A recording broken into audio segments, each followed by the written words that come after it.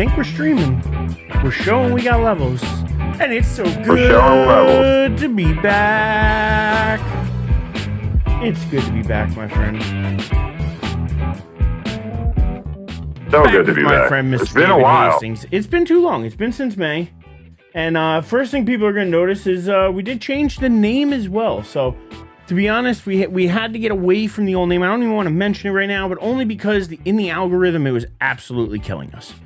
Killing us in the algorithm, unfortunately. Like, we were doing good, and we're having fun doing what we're doing, but it'd be nice if we could reach a little bit more without, like, without just immediately getting slapped down because of the title of our show. So it's just one of those things that in life you live, you learn.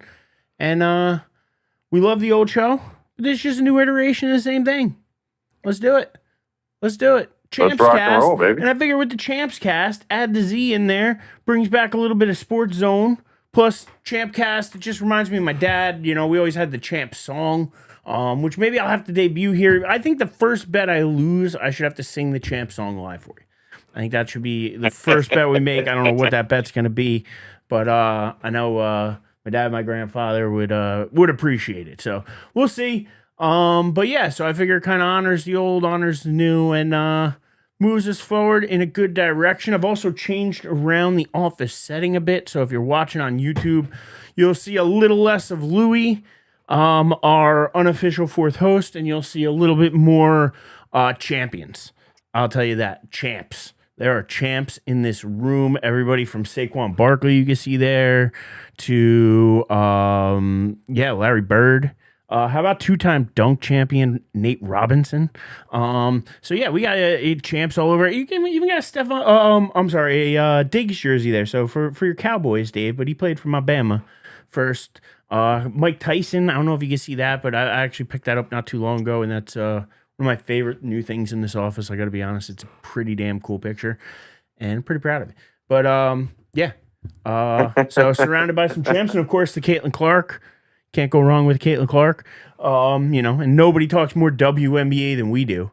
Let's be honest. I mean, speaking of which, that season's coming closer to an end now. I mean, they're in the I'd say the final quarter of the season here, and Oh yeah. So, but interesting. I'm sure we'll get into that more as playoffs come up. But our Indiana Fever, our Caitlin Clark, they won the what was it? The inaugural, was it Champions Cup, or what were they calling that club? The Commissioners Cup. I'm sorry, not the Champions Cup, the Commissioners Cup. So they won the Commissioners Cup this year, and sitting in the 6th seed right now. The Minnesota Lynx are absolutely destroying this league, 28-6. Just looking at the records real quick. But so it looks like they're far and away the most dominant team this year. The Minnesota Lynx could be tough to beat, but New York Liberty sitting in second, last year's champs. So I'm sure they're and then behind that, the Aces, the Mercury, they a lot of good teams. So be fun to watch that coming down the stretch. But so talked a little bit of everybody's ear off here, Dave. I want to hear more about you. What's going on in your world? Tell us about little Steph. Tell us what's going on with you. Happy to have you back. Not back here physically with me in studio yet, but that'll be coming in September. So we're looking forward to that. But how's everything going in your world? Not too bad. I mean, Steph is growing quickly. She's we're getting closer and closer, hopefully, to her sleeping through the night. That is the next hurdle that we're hoping to clear, because both of us would definitely love a full night of sleep. But now she's only waking up once in the middle of the night, so that's already making life easier. But I wouldn't trade it for the world. She really is just, you don't get it. People tell you all the time what it's like to have a kid, but honestly, it's something you just don't get until you actually have it. I gotta be honest, that's why I'm enjoying Uncle Life, is because I feel like I get the best of it without the worst of it. Like, you know what I mean? Like, in a way, I'm kind of digging Uncle Life right now, because I could have fun with my nephew. I can go do things. We can go to the park. We could play. We could have fun. But then, like, right around that time, it's my dad used to call it the witching hour. Other people call it different things, but you know about that time of night where things start going sideways and they start getting fussy and things happen. And I'm just happy that I don't have to be there for that part. I'm happy Uncle's home watching some TV, and mom's dealing with the crying, and mom's dealing with the attitude, and mom's dealing with that kind of stuff. So yeah, I feel Uncle Life has been good lately. So no, it's interesting to hear you say that, because again, you're 100% right. Nobody knows what it's like until you actually are in it. And like me, I don't know what it's actually like because I haven't been in it.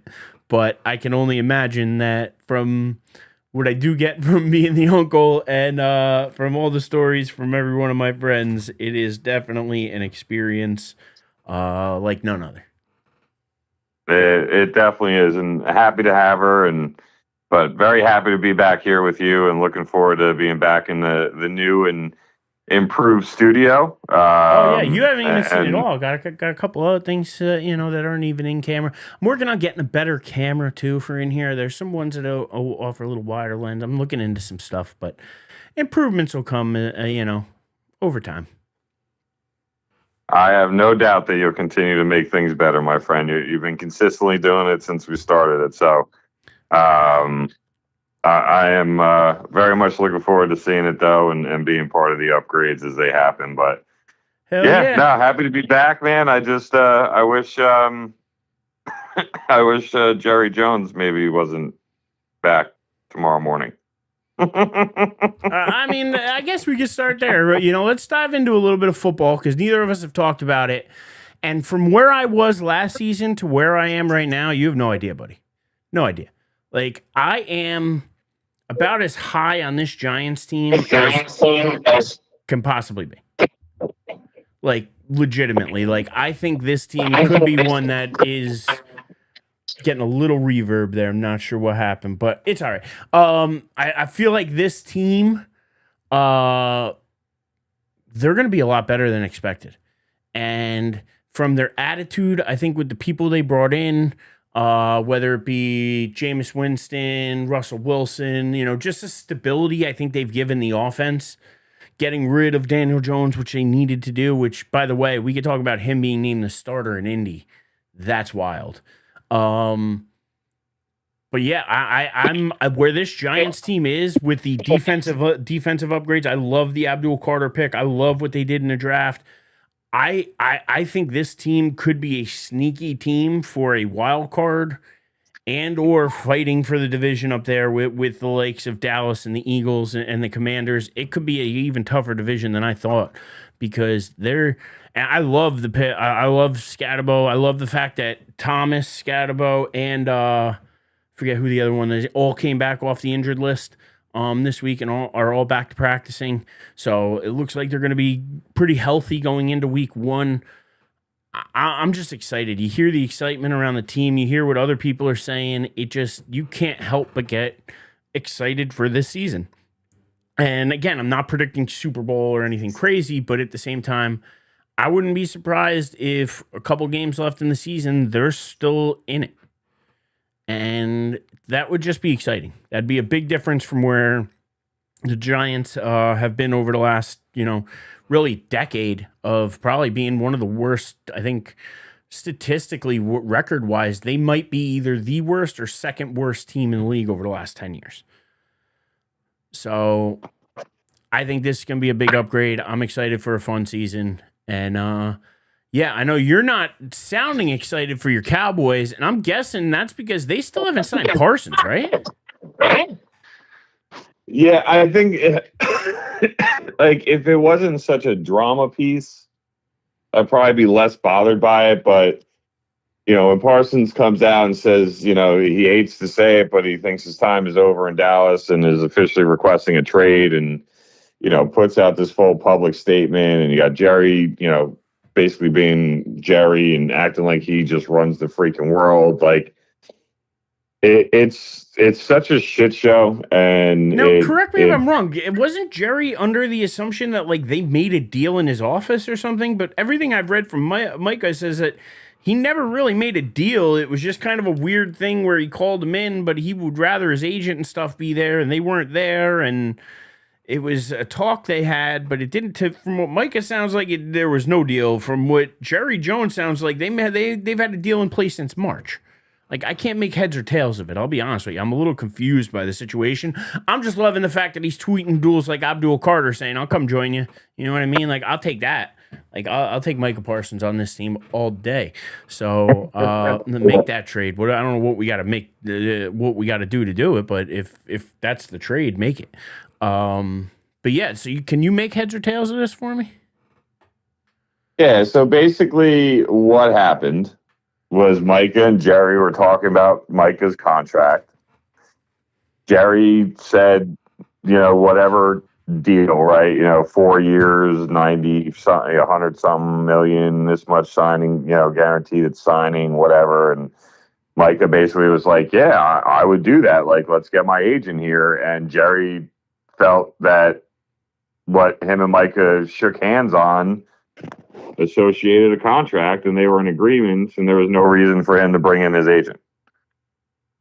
And Micah didn't agree, and basically now I think the real problem isn't even Micah and Jerry, it's Micah's agent and Jerry. Like, I think they're both, basically trying to have a big dick contest, and who's swinging it better? I mean, it doesn't matter what you do, Jerry wins, at least for the next 3 years. Or at least this year. Like, you're under contract. If he doesn't play, then that year carries over and he's under contract for another year with Dallas. If he does play, they can franchise tag him and potentially trade him while he's on the franchise tag, allowing the other team. Basically, if you do that, the franchise tag gets waived and the other team signs the player signs a contract with the other team. So basically, Dallas has him for this year no matter what. They're not going to trade him because nobody's going to give Dallas what they're going to ask for. So then what's the end game here? Is it going to be like a Dak situation where I think they signed him going into I'd say on Labor Day. Okay. Like September 1st, 3 days before the game against the Eagles. But what does that do to this Cowboys team? I mean, the sad part is the players are all used to it, but the players have all came out supporting Micah. I mean, some of the bigger names on the team went and changed their Instagram profile picture to Micah Parsons. Like, nobody's supporting Jerry, but Jerry has the checkbook. Jerry's the general manager. But do you Jerry's think he's souring the season early by doing this? Like, is he souring the Cowboy season? Like, is this going to be the rock that sinks them early? Because now the defense doesn't have the continuity it needs because hasn't been there, and he's kind of the leader of that thing. We know that. So without him being there, does it hurt the defense early? Do they maybe drop a couple games early? Is this the thing that sinks them, or is this something that once he's signed, everybody galvanizes, everybody's there to rock, let's go, and I'm torn between the two. But Troy, look, to answer your question, I think this cost them at least 2 of the first 3 games, if not all of them. Because, like you touched on your Giants, I think the Giants are going to be a very, very competitive team this year. I think offensively, your question mark's still really at quarterback on whether or not they can help you win enough games or at least not lose you games. Because that defense is going to keep them in every game. If that defense gets an offense in 3rd and medium to 3rd and long, God help that quarterback. I mean, let's be Burns, Thibodeau, Abdul Carter, and you can either throw Dexter Lawrence in there, another defensive. It doesn't matter because you can't double team those 3 pass rushers. So somebody's going to get a one-on-one and win them more often than not. So this could cost Dallas 2 games, 3 games out of their first 3 games. But I think Troy Aikman said it best, right? He came out. He's like, look, Troy Aikman literally said, I think Micah holds all the leverage because Dallas can't win without him. And I think what bothers me about this, and goes back to when they had Des Bryant. Jerry Jones doesn't actually want guys that are willing to do, like, literally kill themselves to win it all. Micah Parsons has that, you want to call it Kobe mentality, Jordan mentality, some of the other greats, and, Lawrence Taylor, like the guys that will literally sacrifice everything to help their team win. Des Bryant was that kind of guy. Micah Parsons is that kind of guy. And Des Bryant didn't leave Jerry Jones on the best terms. And the way things are trending, Micah Parsons isn't going to leave Dallas on the best terms. Simultaneously, I do think they signed him, and I think this goes away. You dealt with this last year with both CeeDee Lamb and Dak Prescott. They signed CeeDee Lamb right after training camp. They signed Dak Prescott two hours before they kicked off the season against Cleveland, in Cleveland. So yeah, no, it's sickening. It drives me freaking nuts. And the part that bothers me the most is knowing that Jerry is the one that is going to decide exactly how this whole situation unfolds. And that drives me insane. So you want to talk about overall with the season? I think every breath Jerry Jones takes is a hit to this fucking Cowboys team. So I can't stand the guy. I refuse to watch the new Netflix special. Refuse to watch it. Like, I'm not doing anything to help that man make another dollar other than watching the Cowboys on television. I'm gonna call it right now, and I didn't say this before the season. I think the Giants could win Week 2 in Dallas, and I say that because you know how I felt over the last couple of years. But with a lot of teams, you see a lot of the better teams in the league, they take preseason very lightly. A lot of guys don't show up. I mean, I don't even think Matthew Stafford has shown up to camp. Actually injured. What was that? Stafford's actually injured. Nah, so they say. I have a feeling to get him back, they said, okay, listen, you could, teams do that, especially as guys are getting older. I just think that's part of it. But the Giants have all been in camp, all been working together, all been training. The teams that come in treating the preseason more serious, like you saw it with Minnesota and you saw it with a couple other teams last year that nobody had on their radar, but they came in like gangbusters because they were playing hard all preseason and got themselves ready for Week 1. There's a lot of teams who don't get. We've talked about it for years now that they don't treat the preseason as anything, and the real preseason tends to be like Week 1, 2, 3, and 4. That's like the real preseason of the NFL now is really the first quarter of the season, and you don't know what teams are truly are, especially the better teams, until after that set again. Until after they've worked out the kinks, which teams used to work out in the preseason, but they don't anymore. I think the Giants are working out a lot of those kinks early, and I think the Cowboys are going into the season with a lot of those kinks in place. So I think that could be a got game in Week 2 for the Giants. Dak Prescott has not taken a snap in a football game against another team where he could get hit since November. Dak Prescott should at least have played 1 or 2 series through the preseason. I'm completely with you. Like you said, we talk about this all the time. Look, I am not saying you got to be like Cincinnati and play your starters for an entire half in the second preseason game. But 1 series in the first game, maybe 2 series in the second game, and then the third game. Like, if you looked good in the first 2 games, your starters can sit. If you didn't, then you probably should get them out there again to get some more reps. Like you said, there's bugs and kinks. Running around in shorts and T-shirts is not real football. I don't care how good these guys are. So I'm with you on that, and I think the Giants will be a problem. I mean, I think the question with the Giants is, when does Dart come in, right? I don't want to see him all year. I'll be honest with you, and I know a lot of other Giants fans that feel that too. He has potential. He looks really good in preseason. Do not rush this man on the field to get his ass kicked like Derek Carr or any of these other guys that come in the league and get sacked 60, 70 times in the first season. It's not worth it. Don't send this guy running for the hills automatically. We know our offensive line is getting better, but it's still a work in progress. So, I mean, I just think that, we got to, stay the course. We have Russell Wilson for 1 year, like 1 year.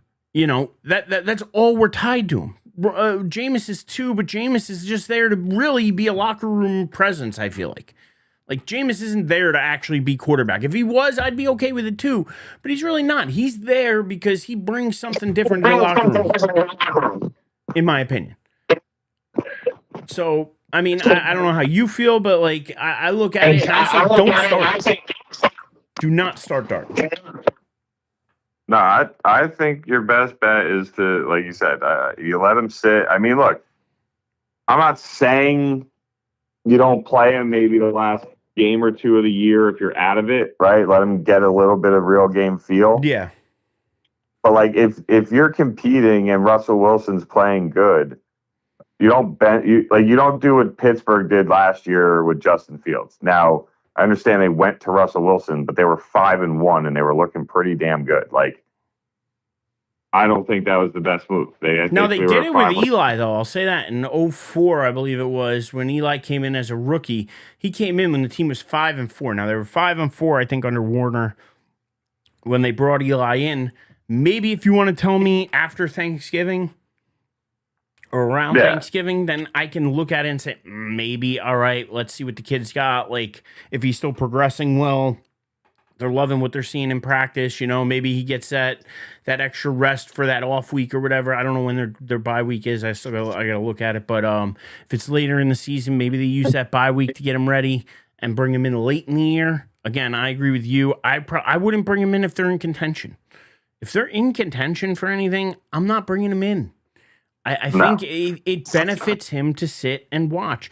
It benefits certain players to not just get thrown to the wolves. Anthony Richardson's a guy who now, the transition is a little bit off of the Giants and the Cowboys, but the Giants' old QB, Daniel Jones, goes out to Indianapolis this season and somehow wins the starting job off of away from Anthony Richardson. I mean, I don't know how you feel about that. I got a lot of reverb coming in. I'm not sure if you're moving around. No, I haven't moved for 26 minutes. Yeah, it just came back for weird, like an echo. But it's all right. Did you hit the record button? Yeah, we're good. We're good, and we're streaming. Janice told me we're streaming, so we're good. But yeah, no, I don't know how you feel about that Richardson situation, because kid came in the league as a high pick, tons of promise, and now he's losing a starting job to Daniel Jones, and we know that's no way to go about life. So, you got any thoughts on that Richardson situation? Because it's a weird one to me. The fact that Indy would be so quick too to name Daniel Jones their starter. I would be burying my head underneath my pillow and not want to talk to anybody for days if I lost my job to Daniel Jones. But with that said, I mean, look, the kid, a lot of it isn't even really how he plays on the field. A lot of it's more of how he is off the field. Like, he doesn't take it seriously. He's kind of like Johnny Manziel, right? Like, Johnny Manziel never really took the off the field stuff as important as he should have, and I think Richardson's the same thing. He's had issues with his coaches, like, but what's funny is, like, Jonathan Taylor was better without Anthony Richardson. I think Jonathan Taylor might be better with Daniel Jones. Like, and we've seen Daniel Jones make some plays, right? It's not like Daniel Jones can't play quarterback. It's just, and I believe I've said this several times before with you, Daniel Jones would be my dream backup quarterback. Like, has starting experience. He can make some plays. He makes some plays with his legs. So if he had to come in and, play a half for the team because the quarterback got hurt, or step in for 2 or 3 games, like, I'd be all right with that. Like, but I don't want him for 17. And I think, when you sit here and you think about him beating out Anthony Richardson, like, hey, maybe it is his shot, right? Like, he signed a 1-year deal with Indy. He might have an opportunity to earn himself a new, starting gig either there or somewhere else. But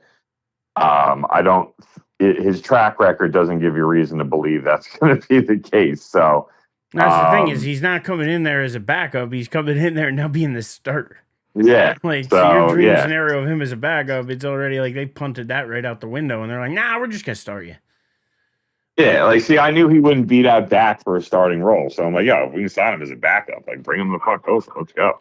No, but I mean, I gotta be honest. I hear a lot of people very high on the backup quarterback that the Dallas Cowboys did get.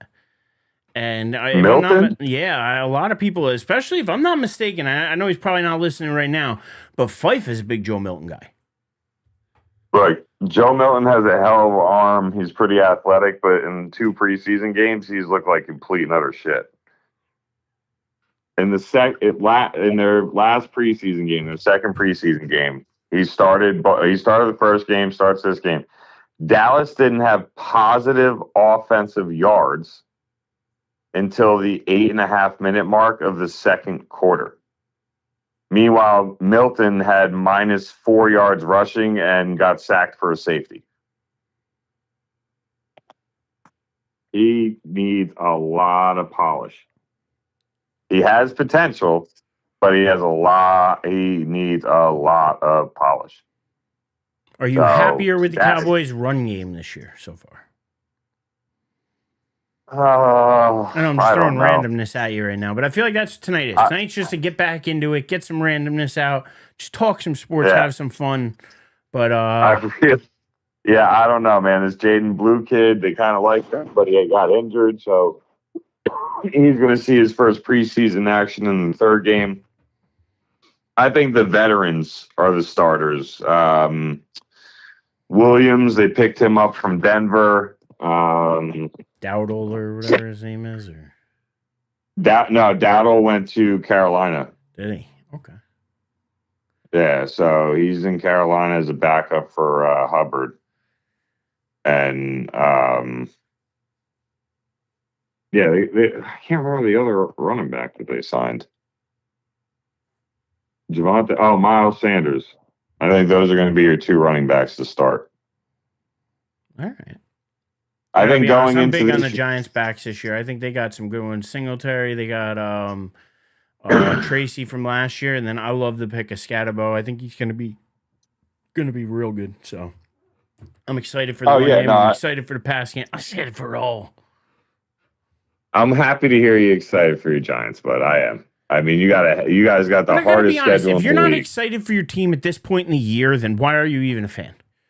Like, the season hasn't even started yet. If I've already kicked them in the dick and put the season out of commission, then what? Like, what would be the point of doing this and having any fun? You know what I mean? Like, I think Dallas is a wild card team this year. All right. I think if Dallas stays completely healthy, I think they're a wild card team, or not even completely healthy, but you know what I mean. Like, no major injuries to a major player on the team, and I think they could pull off 9, maybe 10 wins. I think the Giants could literally go anywhere from 4-13 to 9-8. No, their bottom. I'm telling you, their bottom is 7, and their top. The more like I think about it, their top right now to me is like it could go anywhere from 7 to 11. Like wins. Their schedule is brutal, though. It's not, though. That's what I keep getting into with fans. It's not. People say it's brutal. You're getting the Commanders week 1. Yes, it's going to be a tough game. Who knows what happens? I think the Cowboys, with their turmoil, could be a game they get in week 2. Chiefs are going to be tough, yes. So, again, maybe they lose 2 out of the first 3. Maybe they lose all 3 and go 0-3. But I think after that, you get the Chargers at home at 1 o'clock. So that's a West Coast team coming home to play at 1. You get the Saints down in the Superdome at 1 o'clock. Then you got the Eagles, and then the Broncos, a winnable game. Again, the Eagles. But then they get the 49ers. The 49ers, again, coming east to play 1 o'clock. I actually like the Giants' chances in those 2 games against the Chargers and the 49ers. I'm going to keep screaming that from the rooftop. West Coast teams coming and playing 1 o'clock East Coast games. Historically, the East Coast team has had the advantage. So I look at this, and then like I said, outside of those 2 games, if they can steal 1 from the Cowboys, they get the Saints, they get those other 2 games, or the Chargers and the 49ers, they're going to beat the Bears. They're going to beat the Patriots.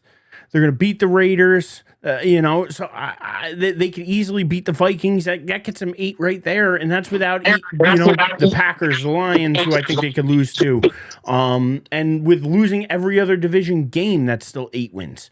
So I know I'm talking crazy. I know this was a 3-win Giant team last year, and over the last 10 years, they've been historically bad. They're turning the corner here. This season, to me, is turning the corner, and they finally got Dable, his guy. So we're going to give him the opportunity now with his guy, and I think we're going to see it flourish.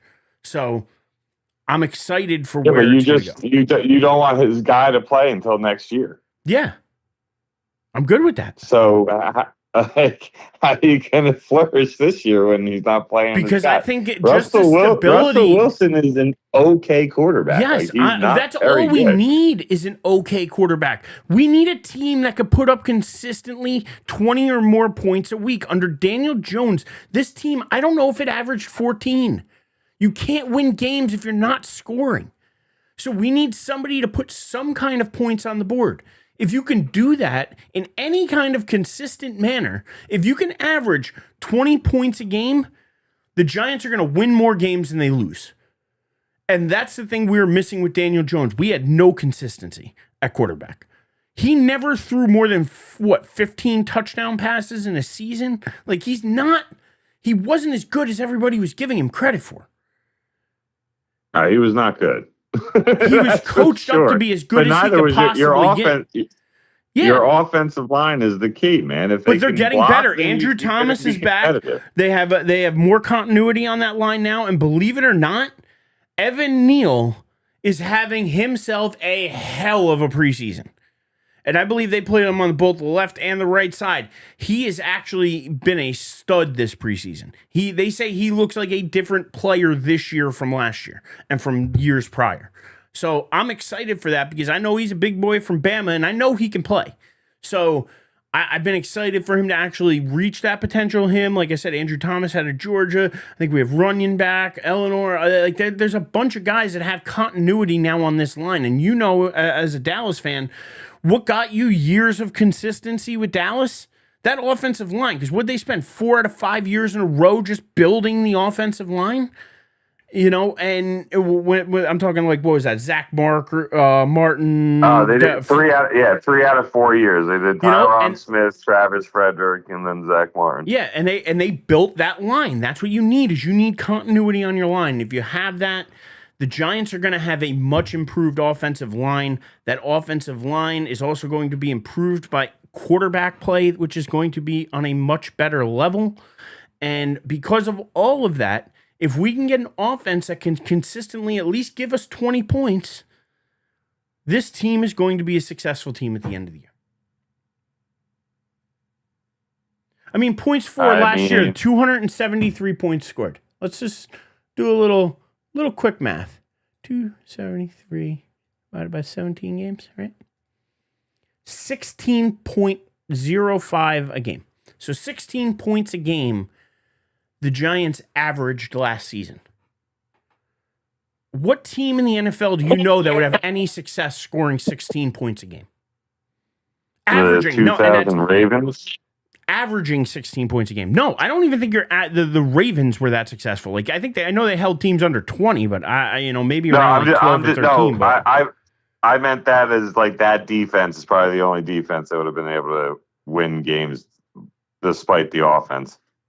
Ridiculous. I mean, and even Dallas didn't have a great season last year offensively, but they still put up 350 points. I mean, let's just see if you guys averaged over 20. Yeah, you guys averaged 20 and a half points a game last year. And only had Dak was wins. out for half the year. Yeah. And Dak was out for half the year. So, I mean, it's going to be an interesting year for sure. And there's going to be a lot more to get into. I, like you and like every other fan out there right now, is just praying for no injuries before the season starts. Like, yes, sir. Don't do it to us, because like you and me, we have drafts next week. And then there's going to be a game, the last preseason game after we draft. Don't play your starters. Don't get people hurt. I don't want to risk my draft pick on an injury. No. No, sir. So I'm going to throw that out there. But yeah, other than that, that's about all I got for you tonight, my friend. But yeah, I'm just happy to be back. I'm happy football's coming back because let's be honest, it's the most fun of all the sports to talk about. I mean, baseball, like I said, I don't know if you listen to people out there, but like I try. I love baseball. Love the Yankees. I got some amazing stuff back there. I'll have you check out too when you come by. But on top of that, like they're always just so doom and gloom, man. Like we're sitting in a wild card spot, not where we want to be, but we're second in the division. We're still fighting for things. Like everybody's just so doom and gloom all the time. I hate listening to it. I want to get some positivity back up in here.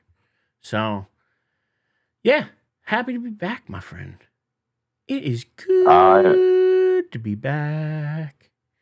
It definitely does, my man. I'm completely with you. And yeah, I'm excited, man. We got draft next week, draft the following week, and then I actually found out I might have to do an online draft on Wednesday the 3rd. So, All right. but that's my work. That's my work league. It's for $50. Like, screw, I don't really give a shit. So, yeah, I got that's Tuesdays. the league I won. That's the league I won last year and auto drafted. Okay. Hey, a win's a win. A win's a win. Whether you auto draft and win or whether you go undefeated like me and win. You know, you can do it either way.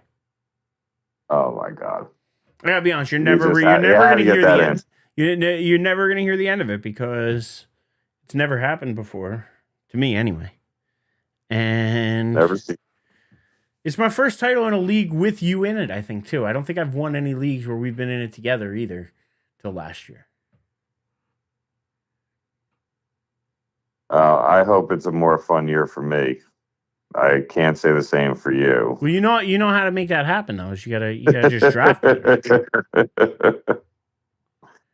I do need to draft better. I do need to draft better. Stop listening to all those ESPN experts and start listening to me. No, I'm just kidding. Oh my God. I mean, I might have to. I might have to try and look over your shoulder for the big money league. Did we decide where we're doing that one yet? I don't think so, but I think we're gonna end up at Black River Barn, if I had to guess. That's fine. Let's say there's Miller's Ale House. There's a few other spots. You know, there's a bunch of different spots. I was thinking maybe Miller's Ale House, but by like the Rockaway Mall. I'm not trying to go to one all the way down on 10. No, yeah, the one at the Rockaway Mall's fine. I'd be fine with that. I don't know how many people live like up towards your way, because if there were a couple people that live like your way, then it would make sense to do like there because kind of a good like middle point. Yeah, Noose, me, James, Dustin. Yes, that's like half the league. Why wouldn't we just do that? Anyway, I mean, Black River we can talk about offline. Either. You know what I mean? Yeah, exactly. Anybody that's listening to this, don't give two shits. They're like, bro, what are you guys fucking talking about? Yeah, exactly. Fantasy football. But listen, anybody out there that's watching us is probably in a league themselves too. So who we kidding? Let's be serious. Yeah, exactly. So, but yeah, man, happy to be back with you. Thank you very much for joining me tonight. And excited to get you back next week. I mean, I didn't even hit any fun buttons tonight or anything. We just kind of rolled through it. But that's okay. We're warming up. Warming up. That's why. If you saw the title of the show, I'd put testing, 1, 2, 3. Is this thing on? So, kind of the title of the show because I didn't know where it was going. So, but happy to be back with you, my friend. Excited for next week. And again, yeah, more football, more everything. WNBA, maybe a little MLB. Touch on it all, including maybe some college football. I got to get you more into college football. I don't know how. I think maybe it'll be easier now with Steph because if you're like chilling around the house a little more on a Saturday and you're just chilling with her. I need a team to actually care about. That's the problem. Right? Like I didn't grow up with anybody that cared about college football. I didn't go to some big school that plays college football. So like I don't have like that emotional bond to a team to really get me to start watching, right? Like that's the real problem. I still watch the big matchups. Like don't get me wrong, I don't miss those, but like I'm not I'm never popping the TV on a Saturday and just. So what I letting would college- suggest is, if you wanted to try to find a team, to start with any Saturday that you have where a little bit of time, whatever, maybe she's napping or anything going on, but got a little time to just throw something on. You throw it on in the background. Maybe you find a team that way. You just tune into a game and then all of a sudden you get into the game. And then, or I would say maybe, and I hate to suggest it, but Notre Dame is a nationally televised team, not an easy in point because you kind of get to see them every week, where other teams, say you've decided to follow Colorado, you're not going to get every Colorado game here in New Jersey. You know what I mean? So maybe you want to follow maybe somebody that's more of a national presence, like a Notre Dame or an Alabama, or, you could always jump on the Bama bandwagon with me, Roll Tide. As I said, we got Diggs right there for you. I always give you a Roll Tide when they got a big game coming. I'm always. It's not like your Giants. I'm not rooting against them. So maybe you just adopt them and you just say, hey, it's just my team too now. But either way, excited to be back, excited moving forward, and just excited to be here, my friend. So thank you very much for joining me, Mr. David Hastings. You want to tell them where they can find you in case they're still listening? Of course. So you got D Hastings 23 on Instagram and David Hastings 23 on the Twitter or X, whatever you would like to call it. But I'm on there too. Awesome, my friend. And you can find me at The Living Legend on X. You can find us at ChampsCast on YouTube. That's Champs with a Z. And yeah, till next week. Have fun, watch some sports, and enjoy life. It's weird not saying our catchphrase, Isn't it?